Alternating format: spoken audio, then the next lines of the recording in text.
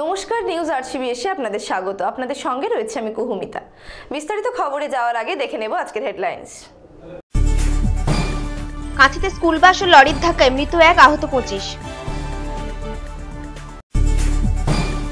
বৈধ টিকিট থাকা সত্ত্বেও জোর করে টাকা আদায় রেল পুলিশের, বিক্ষোভ দেখায় যুবকেরা। পারিবারিক বিবাদে মোড়ল খুন, গ্রেপ্তার স্বামী।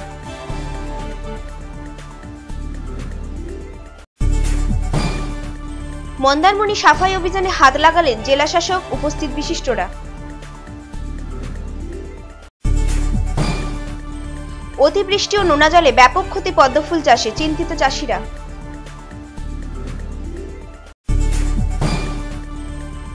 কৃষি কথায় আজ দেখুন বর্ষাকালীন পেঁয়াজ চাষ করে লাভবান চাষি। আসছে বিস্তারিত খবরে।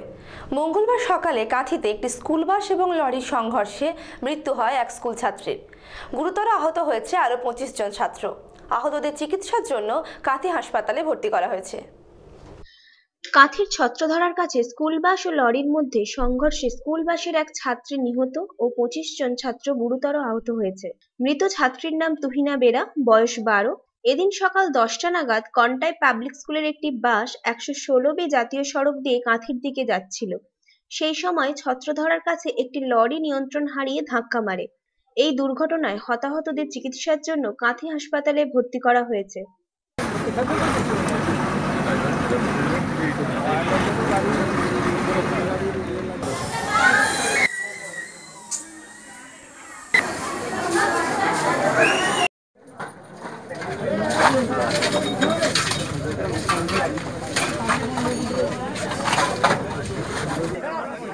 আচ্ছা ঠিক আছে, তাহলে 8টার সময় যাওয়ার সময় গাড়িটা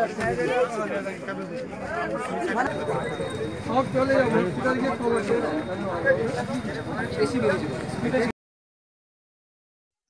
রঞ্জন মাইতির রিপোর্ট, নিউজ আরসিবিএস।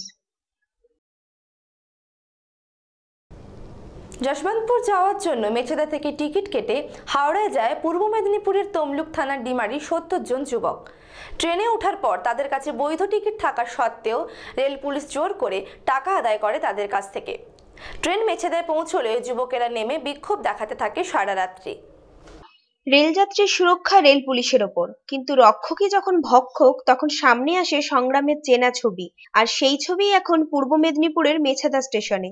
গ্রামে কাজের চাহিদা প্রায় নেই, তাই রাজ্যের বাইরে কাজের জন্য পাড়ি দিয়েছিল প্রায় 70 জন যুবক। কাজ বলতে মিষ্টির দোকানে লেবারের কাজ। সেই উদ্দেশ্যেই বাধা হয়ে দাঁড়ালো রেলের জিআরপি। টিকিটগুলো নিয়ে আমাদের জোর জবরদস্তি করে হচ্ছে, বলে এরকম 40,000 টাকা দেবো, ওই টিকিটটা ফিরিয়ে দেয়। আপাতত ওই যে মিডিয়াকে যে দেখা হয়েছিল ওইটা ক্যান্সেল করে দাও। আমি বলছি না, ওইসব করতে পারবো না, আমাদের টাকা আমাদের দরকার নেই, আমার টিকিটটা ক্যান্সেল করে যেটাই পাবো সেটাই নিয়ে যাবো। 70 জনের টিকিট ছিল। টোটাল কতজনের টিকিট ছিল? 70 জনের। তারপরে আমরা এখান থেকে মেছেদা গেলাম। মেছেদাতে টিকিটটা কাটা হয়েছে, তার জন্য অ্যামাউন্ট 430 টাকা থেকে 440 টাকা নেওয়া হয়েছে হাওড়া যাওয়ার জন্য। বলছে তোমাদের হাওড়া গেলে কোনো অসুবিধা হবে না। সেখান থেকে যখন উঠলাম, পুলিশবাবু বলছে তোমাদের এটা লোকাল টিকিট কোথায়? আমি বলছি স্যার এইটার মাধ্যমে আমাদের হাওড়া পর্যন্ত টিকিট আছে। সে বলছে না, এই টিকিটে হবে না তোমাদের, তার জন্য তোমাদের ফাইন ভরতে হবে। আমি বলছি শুধু বাধা নয়, ধাপে ধাপে প্রায় 8,000 টাকা নেওয়ার অভিযোগ হাওড়া যশবন্তপুর এক্সপ্রেসে কর্তব্যরত রেল পুলিশের বিরুদ্ধে। অভিযোগ, একের পর এক পুলিশকর্মী আসেন এবং কেউ 3,000, কেউ বা 2,000 দাবি করে যাত্রীদের কাছ থেকে এইভাবেই টাকা দিতে দিতে খাওয়ার টাকাটুকু বাঁচাতে পারেনি ওই রেল যাত্রীরা। একদিকে পেটে খিদে, অপরদিকে বসার জায়গা নেই। সব মিলিয়েই বিতস্তত যাত্রীরা মেছেদা স্টেশনে এসে গাড়ি থেকে নেমে পড়েন। আমি মেছেদা স্টেশন দিয়ে আমরা 70 জন উঠেছি, ঠিক আছে। মেছেদা দিয়ে হাওড়ায় পৌঁছেছি। দেওয়ার পরে 6-7টা পুলিশ ধরেছে। দেওয়ার পর আমাদেরকে নিয়ে গেছে। কোথায় দিয়ে গেছিল? নিয়েছে হাওড়া স্টেশন লাইন দেওয়া করেছে, হাওড়া স্টেশনে লাইন দেওয়া করার পর কিছুক্ষণ পরে বলছে তোমাদের এতজন চলে এসছে, আমাকে বলছে 8,000 টাকা দিতে হবে। আমরা বলি স্যার আমরা পয়সা দিতে পারবো না। মারধর করলো কেন? মারধর করলো কেন? মারধর বলতে পয়সা দিতে হবে না, তো থানায় দেবো। তোমরা কোথায় যাচ্ছিলে? আমরা যশোরপুর হাওড়া। আচ্ছা, তারপরে কি ঘটলো? সেখানে এবার আমাকে ধরে জামা ধরে আমাকে মারছে। আচ্ছা। আমাকে মারছে বলে তুই না পয়সা দিয়ে তোকে ছাড়বো নি। আচ্ছা। আবার আমার একটা ভাই ছিল মনোজিৎ ভাই, সে আবার তার নিজের ঘর থেকে 3000 টাকা নিয়ে 4000 টাকা বাজিয়ে আমাকে আবার ছাড়িয়ে আনে আচ্ছা। পয়সা দিয়ে। কিছুতেই ছাড়তে নেই, আমাকে দুমদাম করে আমাকে গালও দিচ্ছে, আমাকে কান এখন তোমরা সবাই মিলে কি করছো এখানে? আমরা বলতে চাইছি আমাদের ক্ষতিপূরণ চাই, আর এইটা যেমন আমাদের চেঞ্জ হয় পরবর্তীকাল এই যেমন এটা না হয়। এবং আরপিএফদের সাথে বচসা শুরু করেন। প্রায় 1.5 থেকে 2 ঘন্টা চলে এই বচসা। পরে মেছাদা জিআরপি থানার ওসি ঘটনাস্থলে আসে এবং পরিস্থিতি নিয়ন্ত্রণে আনেন। যাত্রীদের কোনো রকম ক্ষতি না হওয়ার আশ্বাস দেন তিনি। যদিও যাত্রীদের দাবি তদন্ত হোক এবং ওই জিআরপিকে শাস্তি দেওয়া হোক। যদিও রেল পুলিশ এখনই এ ব্যাপারে কোনো মন্তব্য করতে নারাজ। এই সমস্ত যাত্রীরা পূর্ব মেদিনীপুরের মেছাদা, দেউলিয়া, পাঁশকুড়া, হাওড় সহ একাধিক জায়গা থেকে কাজের উদ্দেশ্যে রওনা দিয়েছিল হাওড়া যশবন্তপুর এক্সপ্রেসে। ট্রেনটি মেছাদায় দাঁড়ানো মাত্রই ওই 70 জন যুবক মেছাদায় নেমে ট্রেনটিকে আটকে দেয়। স্টেশনে বিক্ষোভ দেখায় রেল পুলিশের সঙ্গে ধস্তাধস্তিও চলে। পরে ওই সমস্ত যুবকরাই মেছাদা সেন্ট্রাল বাস স্ট্যান্ডে রেলের টিকিট কাউন্টারের সামনে শুয়ে পড়ে বিক্ষোভ দেখায় সারা রাত্রি। কেটেছি আমাদেরকে মারধর করছে, মারধর করে আমার রুল দিয়ে আমরা হাতে মারছে, মাথাতে শুধু মারছে।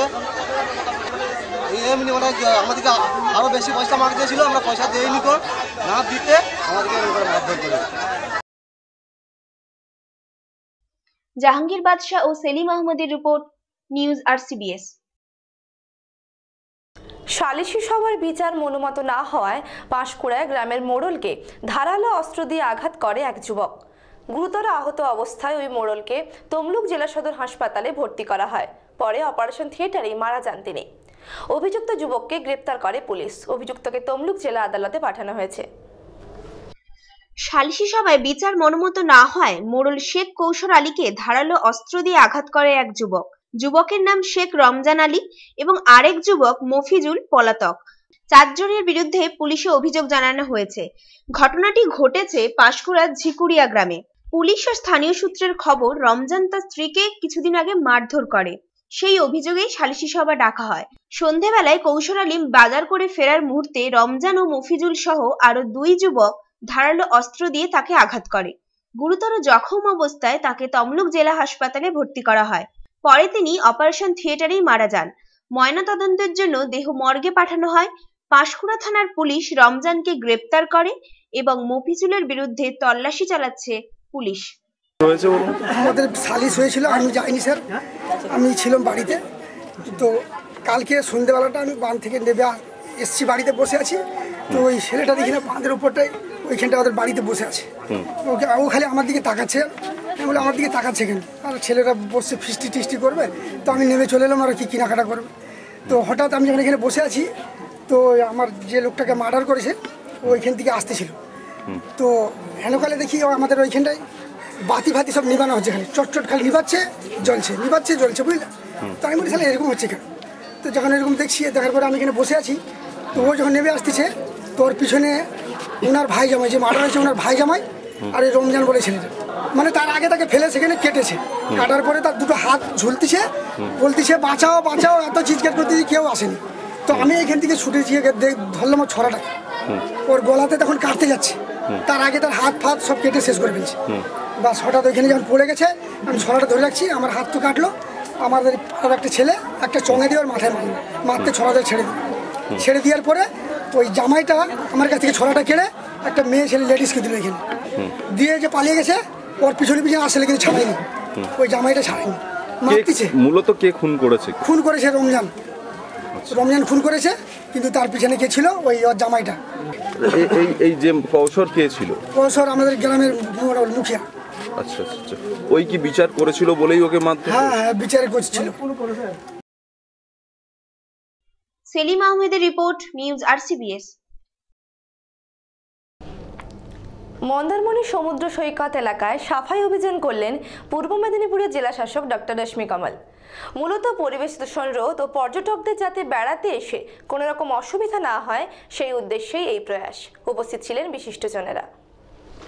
পূর্ব মেদিনীপুর জেলার মন্দারমণি তাজপুর সমুদ্র সৈকতে সাফাই অভিযান করলেন জেলা শাসক রশ্মি কমল ও এডিপিও, এডিও, বিডিও, পুলিশের বিভিন্ন এনজিও সংস্থার মানুষজন। মূলত সমুদ্র সৈকতে প্লাস্টিক বর্জন, দূষণ রোধ করা এবং সমুদ্র সৈকতকে পরিষ্কার রাখা, যাতে পর্যটনরা বেড়াতে এসে কোনো রকম দূষণের সম্মুখীন না হয়, সেই জন্যই এই প্রয়াস। আমরা আজকে কোস্টাল ক্লিন আপ ডে হিসাবে আজকে পালন করছি। আমরা আজকে দীঘা, মন্দারমণি, নিউ দীঘা, শঙ্করপুর, তাজপুর সবটাই বিচ নিজে উদ্যোগে নিজে থেকে এবং আমাদের কিছু এনজিও সহযোগিতাতে আমরা ক্লিন আপ করছি। অলরেডি আজকে ক্লিন আপ হয়েছে। আমি এখানে উপস্থিত আছি, পুলিশ আছে, এসডিও ম্যাডাম কোনটাই আছে, ভিডিও আছে এবং আমাদের অফিসার সবাই আছে এখানে। জাহাঙ্গীর বাদশাহ রিপোর্ট, নিউজ RCBS। নদী এবং সমুদ্রের নোনা জল ও অতিবৃষ্টির ফলে পূর্ব মেদিনীপুর জেলার বিস্তীর্ণ অঞ্চলে এবছর পদ্মফুল চাষে ব্যাপক ক্ষতি হয়েছে। তাই এবছর দুর্গাপুজোয় দেখা দিতে পারে পদ্মফুলের সংকট, এমনটাই জানান পদ্মফুল চাষিরা। সামনেই দুর্গাপুজো, আর এই দুর্গাপুজো পদ্মফুল ছাড়া চলেই না। কিন্তু এবছর দিঘি এবং বড় জলাশয়গুলিতে ঢুকে পড়েছে নদী এবং সমুদ্রের নোনা জল, সাথে অতিবৃষ্টি। এই অতিবৃষ্টি ও নোনা জলের ফলে পূর্ব মেদিনীপুর জেলার বিস্তীর্ণ অঞ্চলে এবছর পদ্মফুল চাষে ব্যাপক ক্ষতি হয়েছে। এবছর পদ্ম চাষের খুব পরিস্থিতি খারাপ। প্রথমত আমাদের নোনা জল উঠে গিয়ে আমাদের গাছ সমস্ত মারা গেছে, তারপর নতুন করে আবার লাগানো হয়েছে। লাগানোর পরে এখন মোটামুটি যা হচ্ছে এবছর জন্মটা খুব, পদ্ম ফুলের জন্মটা খুব কম হচ্ছে, যার ফলে পুজোতে প্রচুর পরিমাণে কম ফুল হবে। তার জন্য এখন থেকে আমরা ফুল সব স্টোরে রেখে দিচ্ছি। এবছর ফুলের পরিস্থিতি খুবই খারাপ, আমদানি কম, ফলনটাও খুব কম হচ্ছে। তার জন্য আমরা এখন থেকে স্টোর করছি। পুজোতে প্রচুর পরিমাণে দাম হতে পারে, তারপরে এখন থেকে আমরা স্টোর করে দিচ্ছি ফুলটা। ফুলটা সব হাওড়া যাচ্ছে, এখন হাওড়া থেকে বিভিন্ন জায়গায় চলে যাচ্ছে ফুলটা। এখনো পর্যন্ত যে পরিমাণ ফুল পাওয়া গিয়েছে সেগুলো সংগ্রহ করে বিভিন্ন কোল্ড স্টোরেজে পাঠিয়ে দিচ্ছেন ফুল চাষিরা। আমাদের এখানে প্রচুর পদ্ম চাষ হয়, তো আমাদের নদীর জল ঢুকে, বর্ষার জল ঢুকে আমাদের পদ্ম চাষ নষ্ট হয়ে গেছে নোনা জলের ফলে। তো এবার পদ্ম খুবই কম ফলছে। তো এই পদ্ম আমাদের বাইরে সরবরাহ করা হয় কোলাঘাট, দেউলিয়া, হাওড়া থেকে। তো দুর্গাপূজার সময় এবছর পদ্ম অল্প পরিমাণে প্রচুর দামও হতে পারে। আর দ্বিতীয়ত এই পদ্ম যেটুকুন উঠছে এই সময় পাতা চাড়িয়ে, তো সেই পদ্ম আমাদের স্টোর করতে চলে যাচ্ছে। শুধু এই জেলাতে নয়, প্রতি বছর পুজোয় কোলাঘাট, দেউলিয়া, পাঁশকুড়া থেকে এই ফুল জেলার বিভিন্ন দেশে এবং বিদেশে রপ্তানি করা হয়। এবছর পদ্ম ফুল চাষে ব্যাপক ক্ষতি হওয়ায় দুর্গাপুজোয় পর্যাপ্ত পরিমাণে পদ্ম ফুল পাওয়া যাবে কিনা সেই নিয়ে চিন্তায় রয়েছেন পদ্ম ফুল চাষিরা। দীর্ঘ প্রায় 12-14 বছর পদ্ম চাষ করতেছি। প্রায় আমার 30 বিঘার মতো পদ্ম চাষ আছে। এবছর অতিরিক্ত নদীর নোনা জল, বাগানের বর্ষা জলের জন্য এত নোনা, এবছর পদ্ম চাষের ব্যাপক ক্ষতি হয়েছে, যার জন্য পদ্মের ফলন খুবই কম। যেটুকু এখন পদ্ম হচ্ছে আমরা সেইটুকু পদ্মকে হিমঘরে সঞ্চয় করে রাখছি, কারণ এই পদ্ম আমাদের বাইরে উড়িষ্যা, ছত্তিশগড়, রাঁচি, নানা রকম জায়গায় আমরা পাঠিয়ে থাকি। যতটা প্রয়োজন তার তুলনায় অনেকই কম পদ্ম। ফুলের চাহিদা রয়েছে যথেষ্ট, কিন্তু নেই পর্যাপ্ত পরিমাণে পদ্ম ফুল। তাই এবছর পুজোয় পদ্ম ফুলের দামও হতে পারে যথেষ্ট, এমনটাই জানান পদ্ম ফুল চাষিরা। এবছর 2016 সালে যে পদ্ম আমরা চাষ করেছিলাম, এখানে নোনা জল ঢুকে আমাদের পদ্ম চাষের খুবই ক্ষতি হয়েছে এবছর। তো যৎকিঞ্চিত পদ্ম হয়েছে।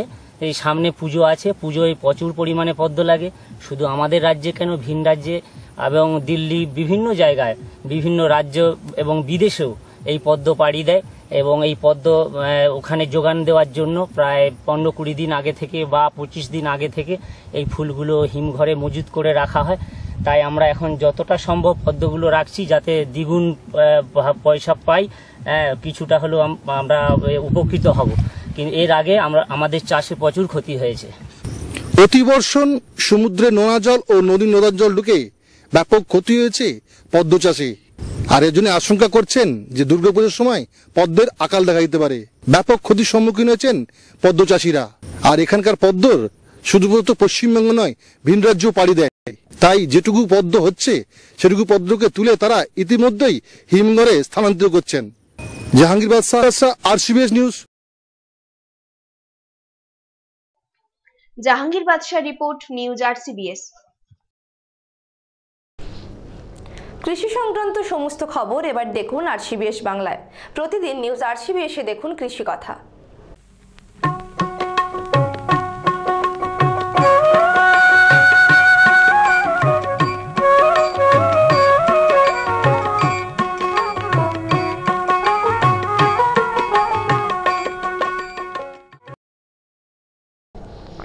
রাজ্যে পেঁয়াজের চাষ বাড়ানোর জন্য উদ্যোগী হয়েছে কৃষি দপ্তর। পাঁশকুড়ায় বর্ষাকালীন পেঁয়াজ চাষ করে লাভবান হয়েছেন এক চাষি। এই চাষ করলে কম খরচে লাভের মুখ দেখবেন চাষিরা, এমনটাই জানান পাঁশকুড়া ব্লকের কৃষি আধিকারিক। আমাদের রাজ্যের অর্থকরী ফসলগুলির মধ্যে অন্যতম হলো পেঁয়াজ। যদিও রাজ্যে যে পরিমাণ পেঁয়াজের প্রয়োজন সেই তুলনায় চাষ হয় খুবই কম, তাই প্রয়োজনীয় পেঁয়াজের জন্য এ রাজ্যকে নির্ভর করতে হয় ভিন রাজ্যের ওপর। তাই রাজ্যে পেঁয়াজ চাষের পরিমাণ বাড়ানোর জন্য উদ্যোগী হয়েছে কৃষি দপ্তর। এই বর্ষাকালে পেঁয়াজের চাষ শুরু করেছেন বহু চাষি। বিশেষত পূর্ব মেদিনীপুর জেলার পাঁশকুড়া ব্লকের সাঁইটা গ্রামের এক চাষি শুভেন্দু শেখর দাস আঙুর এবং বিভিন্ন প্রজাতির ফুল, এজোলা প্রভৃতির চাষ শুরু করেছেন। আমি দীর্ঘ বেশ কিছুদিন চাষের মধ্যে যুক্ত আছি, তবে এই বছর নতুনভাবে একটা চাষ করার পরিকল্পনা নিয়েছিলাম। আমার পাঁশকুড়া ব্লকের সহকৃষি আধিকারিক বিবেকানন্দ মাহান্তির সহযোগিতায় উনি আমাকে অনুপ্রেরণা দেন এবং উনি বলেন যে বর্ষাকালীন পেঁয়াজে ভালো প্রফিট হবে এবং ভালো লাভজনক চাষ একটা, সেই জন্য আমি এই চাষে উদ্যোগী হই এবং এর জন্য উনি বীজ আমাকে সাপ্লাই দিয়েছিলেন এবং ওখান থেকে বীজ নিয়ে আমি 4 কাঠা জমি এই বর্ষাকালীন পেঁয়াজ করি। তো 2 আগস্ট আমি এর বীজতলা তৈরি করি, তারপর 29 আগস্ট আমি মূল জমিতে রোয়া করি।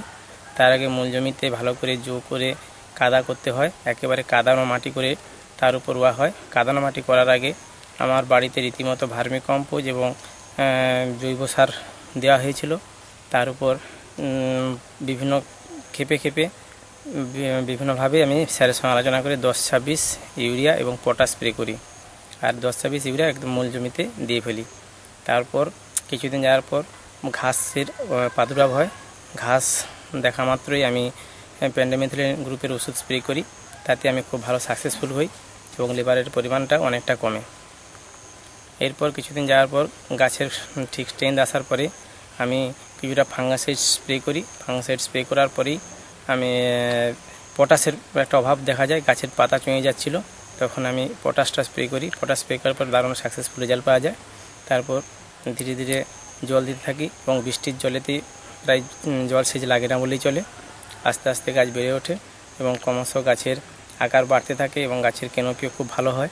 এখন পেঁয়াজের সাইজ বেশ ভালো এসে আশা করছি একটা ভালো ফলন পাবো এবং একটা লাভের মুখ পাবো বলে আশা রাখছি। কিরকম সাইজ এই মুহূর্তে পাওয়া যাচ্ছে? এই মুহূর্তে এই একটা পেঁয়াজের সাইজ প্রায় 70 গ্রাম, 80 গ্রাম এবং এটা 90 গ্রাম পর্যন্ত পেঁয়াজের সাইজ আছে। পাশাপাশি এবছর তিনি শুরু করেছেন বর্ষাকালীন পেঁয়াজ চাষ। তিনি জানান এই চাষ খুবই লাভজনক এবং কম খরচে অধিক মুনাফা অর্জন করা যায়। এই চাষ করে খুশি তিনি। পাঁশকুড়া ব্লকের কৃষি আধিকারিক ডক্টর বিবেকানন্দ মহান্তি জানান, চাষিরা যদি এই বর্ষাকালীন পেঁয়াজ চাষ শুরু করেন তাহলে লাভের মুখ দেখবেন চাষিরা। এ ব্যাপারে আশাবাদী তিনি। তো এখানে এসে দেখলাম ও পেঁয়াজ চাষ করেছে এবং এটা বর্ষাকালীন পেঁয়াজ। যে ভ্যারাইটিটা চাষ করা হয়েছে এটা মেনলি ওটার নাম হচ্ছে এগ্রি রেড ডার্ক ফ্রাউন্ড।